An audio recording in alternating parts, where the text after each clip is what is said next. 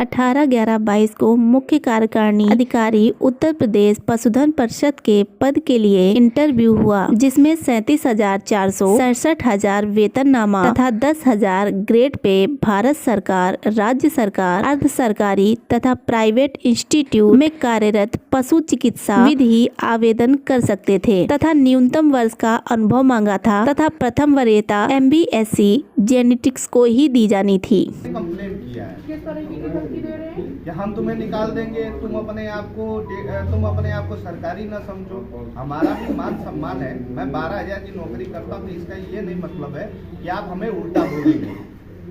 मेरे पास रिकॉर्डिंग आज की भी है। मैंने जब एक बात कहना चाहा तो वो हमको हटा दिया, कह रहे तुम बीच से बाहर कब से मानसिक उत्पीड़न कर रहे हैं? ये करीबन जब से इन्होंने पद लिया है। अच्छा, यानी कि स्टार्टिंग से? हाँ, स्टार्टिंग से। इनका मुद्दा ये है ना कि सभी data entry operator, computer operator को हटाएं और पर हेड 1.5 लाख रुपए की फिरौती ली जा रही है। किस तरीके की फिरौती ली जा रही है? ये पैसा कैश में लिया जाता है, वहाँ बुलाया जाता है, उनका इंटरव्यू लिया जाता है, वहीं से चयनित किया जाता है। जबकि चयनित करने का अधिकार जो 1.5 लाख बता रहे कैश ले सब मैं से खुद डिमांड किया गया था, लेकिन इसका कोई मैं सबूत नहीं दे पाऊंगा क्योंकि वो व्हाट्सएप कॉलिंग होती है, वो रिकॉर्डिंग होती नहीं है। अच्छा, ठीक है, और उस समय हम लोग रिकॉर्डिंग करते भी नहीं। क्या जरूरत है हमें करने की रिकॉर्डिंग? जब ये आपको शुरुआत से जब बीच में तो आपको पता चल गया हो कि मानसिक उत्पीड़न हो रहा है, मतलब क्या है, और इस लिफाफे के बहुत प्रेमी है हमारे प्रमुख सचिव साहब। दूसरी चीज, जैसे कि उन्होंने चोरी करी, चोरी करते इनाम मिल गया। मेरा प्रमुख सचिव महोदय से निवेदन है कि प्रमुख सचिव महोदय कृपया लोक सेवा आयोग उत्तर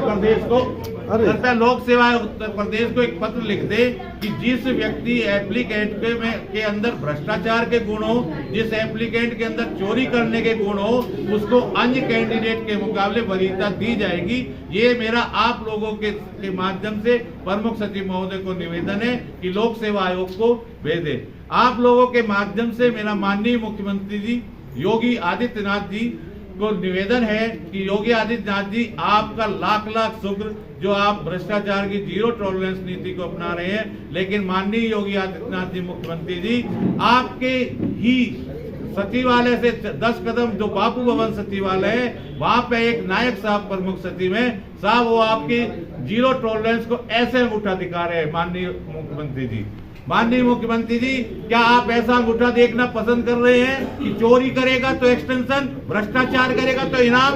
इससे तो पशुपालन विभाग ये प्रमुख सचिव बर्बाद कर डालेंगे। मेरा निवेदन ये है कि प्रमुख सचिव साहब को तुरंत यहाँ से हटाया जाए। पुलिस से निवेदन है, थाना हजरतगंज से जो अध्यक्ष जी ने तहरीर दी है, प्रमुख सचिव साहब को सीईओ डॉक्टर नीरज गुप्ता को हिरासत में ले, हिरासत में लेके 3rd डिग्री से इनकी पूछताछ करी जाए, तब ये खोलेंगे कि किसको कितने करोड़ रुपए मिला है। पूरे डायरेक्टरेट में, पूरे पशुपालन में एक प्रचार चल रहा है कि प्रमुख सचिव ने 10 करोड़ रुपए लेके एक्सटेंशन दिया है। अब 10 करोड़ का मेरे पास एविडेंस नहीं है, लेकिन हर डॉक्टर की जुबान पे है कि 10 करोड़ लेके एक्सटेंशन दिया गया है। जब तक थाना इनको 3rd डिग्री नहीं देगा प्रमुख सचिव महोदय को, डॉक्टर नीरज गुप्ता को, तब तक ये नहीं उगलेंगे राज की कितना पैसा कमाया है। इनकी पत्नी के नाम, इनके भाई के नाम, माता पिता के नाम, बच्चे के नाम जो भी संपत्ति है उसकी जांच हो। इन्होंने कहां वह संपत्ति खरीदी गई है, यही मेरा आप लोगों से निवेदन है। धन्यवाद। पूर्व सदस्य और chairman committee veterinary council of India, Bharat सरकार।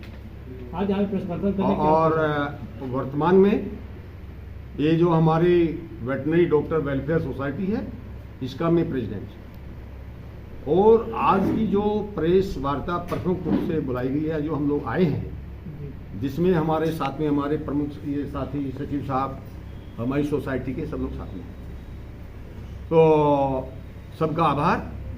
तो इसका जो आज प्रेस वार्ता का जो मुख्य मुद्दा है, जो महत्वपूर्ण मैटर है, इसके लिए आप लोगों को कष्ट दिया, वो है हमारा जो उत्तर प्रदेश के अंदर एक LDB live stock development board है, और ये सोसाइटी एक्ट के अंतर्गत इस एक्ट का गठन किया गया है शासन के द्वारा, प्रमुख सचिव महोदय के द्वारा। इसके जो है एक CEO, chief executive officer Neeraj Gupta है।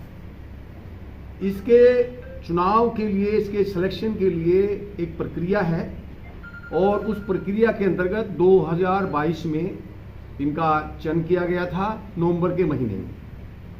जब इनका चयन हुआ, इसके लिए जो पैरामीटर बनाए गए थे, जो मापदंड बनाए गए थे कि किन आधार पर चयन किया जाएगा, वो मापदंड ये थे। नंबर 1 की वो व्यक्ति उसका जो 13 साल का जो अनुभव है, उसको 9 साल का अनुभव फील्ड का होना चाहिए, बाकी उसका ऑफिशिएटिंग होना चाहिए। दूसरी कहा गया था कि जो पोस्ट ग्रेजुएशन की जो डिग्री है, प्राथमिकता के आधार पर उनको लिया जाएगा जिनके पास जेनेटिक्स ब्रीडिंग में हो। सेकंड नंबर पर गायनेकोलॉजी और ऑब्स्टेटिक्स का होगा। तीसरे नंबर पर LPM live stock production and management से जो MSc होगा उसको लिया जाएगा। चौथे नंबर पर जो लिया जाना था और ये 5 फिजियोलॉजी वाले, 5वें नंबर पर न्यूट्रिशन, यानी कि लास्ट वन। इसमें जिस दौरान इसके आवेदन आए 2022 में नवंबर में इसका जो है इंटरव्यू हुआ, उस आवेदन में जो अंगद यूनिवर्सिटी है आपका कुमारगंज फर्रुखाबाद में, वहां के professor head of the department genetics, वहां के head of the department gynaecology, जो इनके द्वारा प्रायोरिटी रखी थी, उनके द्वारा आवेदन किया गया। डॉक्टर रामपाल सिंह, जो मेरे बैच पंतनगर के 78 बैच पंतनगर यूनिवर्सिटी के gold medalist, director animal husbandry, उसने भी आवेदन किया था। परंतु हुआ क्या, एक तीसरा जो चौथा शख्स था, उसका नाम था नीरज गुप्ता। जब इन्होंने कहा था कि इसके लिए रिक्वायरमेंट उस व्यक्ति का अनुभव और एक्सपीरियंस सेंट्रल गवर्नमेंट में या स्टेट गवर्नमेंट में या सेमी गवर्नमेंट सेक्टर में या भारत की जो प्राइवेट सेक्टर में ऐसा कोई इंस्टीट्यूशन हो जो एनिमल हस्बेंड्री फील्ड का रिनाउंड हो, जिसका बहुत पब्लिसिटी हो, विश्व वर्ल्ड वाइड हो, ऐसा लिखा था। परंतु इस कंपनी के एक्सपीरियंस को वाले व्यक्ति को UPLDB का CEO बनाया गया है। दूसरा, इससे कुछ दिन पहले ये डॉक्टर नीरज गुप्ता थे, ज्ञान डेयरी जो लखनऊ में है, उसमें दूध कलेक्शन कराते थे। दूध कलेक्शन का जो CEO का काम है, वो दूध कलेक्शन से संबंधित नहीं है, सब पुलिस रूप है। इसके बाद जब इनका सिलेक्शन हो गया, माननीय मंत्री जी ने, खाद्य और रसद माननीय मंत्री ने, विधायकों जी ने सब पूछा, जांच को रफा दफा कर दिया प्रमुख सचिव स्तर पर, नहीं सुनी किसी की, कहीं से कोई पॉलिटिकल या जिस प्रकार से भी, जैसा भी जिस तरीके का भी दबाव राम नहीं जानते, ये इन्वेस्टिगेशन का इशू है। इसके बाद जब ये अपने कार्य इन्होंने किया, 2 साल के लिए लोग आए थे, उस 2 साल के अंदर इन्होंने वो कारनामे किए। फील्ड के अंदर जो बीमे का कार्य है वो वेटरनरी डॉक्टर का नहीं काम है, उसका चिकित्सा का कार्य है, सारा काम बीमा कंपनी का। इन्होंने क्या किया, बीमा कंपनी का डॉक्टर को एजेंट बनाने का काम किया, और एजेंट बना, और जहां पर कोई किसी स्थान पर मृत्यु दर 4% से ज्यादा हो गई, वो बीमे देने से इनकार कर दिया, रिजेक्ट कर दिया। कोई भी महामारी आती है, कोई भी दिक्कत आती है, तो पशु कितने भी मर सकते हैं, परंतु 4% से ज्यादा नहीं। किसान शोषण किया, डॉक्टरों का शोषण किया। नाइट्रोजन की सप्लाई के लिए प्रदेश के अंदर कहा मच गई। डिस्ट्रिक्ट मजिस्ट्रेट बिजनौर ने भी चिट्ठी लिखी कि ये CEO क्या कर रहे हैं, यहाँ पर जो सीमेन है जो उसमें रखा जाता है, जिसको सुरक्षित किया जाता है, वो सीमन जो है खराब हो गए।